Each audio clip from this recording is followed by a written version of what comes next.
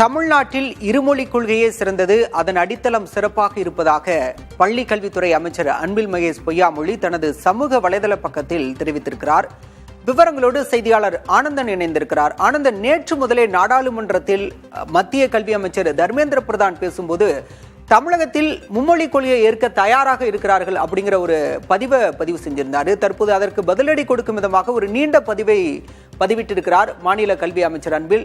என்ன விளக்கத்தை கொடுத்திருக்கிறார் ஆனந்தன்? பாலா, நாடாளுமன்றத்தில் மத்திய அமைச்சர் தர்மேந்திர பிரதான் அவர்கள் மும்மொழி கொள்கையை ஏற்றுக்கொண்டு பிறகு மாற்றி பேசுவதாக ஒரு கருத்தை பதிவு செய்திருந்தார். இது தொடர்பாக பள்ளி கல்வித்துறை அமைச்சர் அன்பில் மகேஷ் பொய்யாமொழி அவர்கள் நேற்று ஒரு எக்ஸ் வலைதள பக்கத்தில் கருத்தை பதிவு செய்து இதற்கு மறுப்பு தெரிவித்தார்.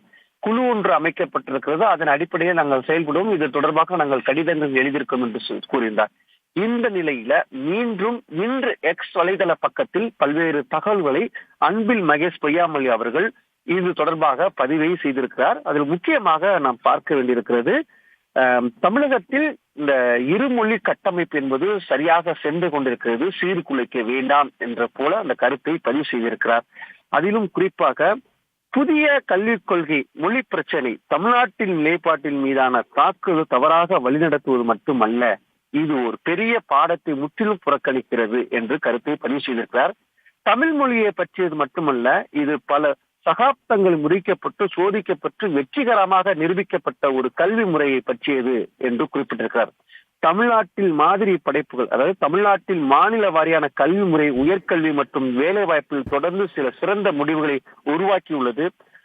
மனப்பாடம் செய்வதற்கு பதிலாக கருத்து அடிப்படையான கற்றலில் கவனம் செலுத்துவது, இந்தியாவில் வெளிநாட்டிலும் தொழில்முறை துறைகளை சிறந்து விளங்குவது தலைமுறையை உருவாக்கி உள்ளதாகவும் இது குறிப்பிட்டு சொல்கிறார். தமிழ்நாட்டில் இருக்கக்கூடிய 58,779 பள்ளிகளில் 1,09,00,000 மாணவர்கள் மாநில வாரியான பள்ளியை கற்று வருவதாகவும், அதே வேளையில் தமிழ்நாட்டில் உள்ள 1,635 சிபிஎஸ்இ பள்ளிகளில் 15,20,000 மாணவர்கள் மட்டுமே படிக்கிறார்கள்.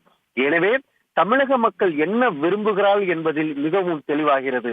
சிலர் கூறுவது போல 3 மொழியை கற்ற வேண்டும் என்ற உண்மையான தேவை இருந்திருந்தால் நம் மக்கள் ஏன் மாநில வாரியான பள்ளியை தொடர்ந்து தேர்வு செய்கிறார்கள் என்றும் மக்கள் விரும்புவதே புரிந்து கொண்டு மதிப்போம் என்று அந்த பதிவில் குறிப்பிட்டிருக்கிறார். ஆங்கிலம் ஏற்கனவே தமிழ்நாட்டின் இருமொழி முறையில் ஒரு பகுதியாகும். மாணவர்கள் தங்களது கலாச்சாரம் அடையாளம் பேணுகையில் உலக அளவிலான வாய்ப்புகளை உறுதி செய்கிறார்கள் என்றும் அதில் குறிப்பிட்டு பேசியிருக்கிறார். அதே போல தமிழ் என்பது வெறும் ஒரு மொழி மட்டுமல்ல, நமது வேர்கள் வரலாறு என்றும் அதில் பதிவு செய்திருக்கிறார்.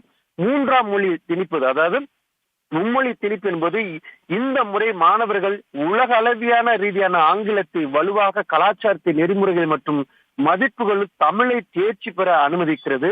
ஆங்கில வழி பள்ளிகள் கூட தமிழ்நாட்டில் ஒவ்வொரு மாணவர்களும் தமிழை தேர்வு செய்து படிப்பதாகவும் அவர் குறிப்பிட்டு சொல்லியிருக்கார். மாணவர்கள் ஏற்கனவே வலுவான இருமொழி அடித்தளத்தில் சிறந்து விளங்குகிறார்கள். தமிழ்நாட்டில் கட்டாயம் மும்மொழி தேவை இல்லை என்றும் அவர் அந்த பதிவில் குறிப்பிட்டு சொல்லியிருக்காரு.